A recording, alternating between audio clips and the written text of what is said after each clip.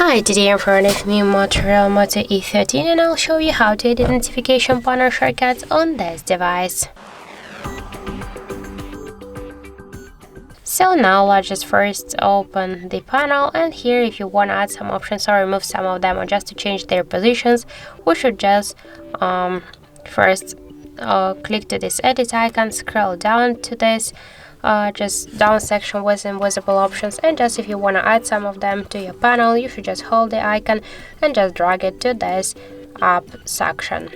If you want to remove some of these options, just by the same way, hold the icon and drag to the down section. To save the changes, you should just click to go back, but also if you want to change the positions of the icons on the panel, you should just hold it and drag it. As you can see, that's so simple. So now just let's go back to try to save the changes.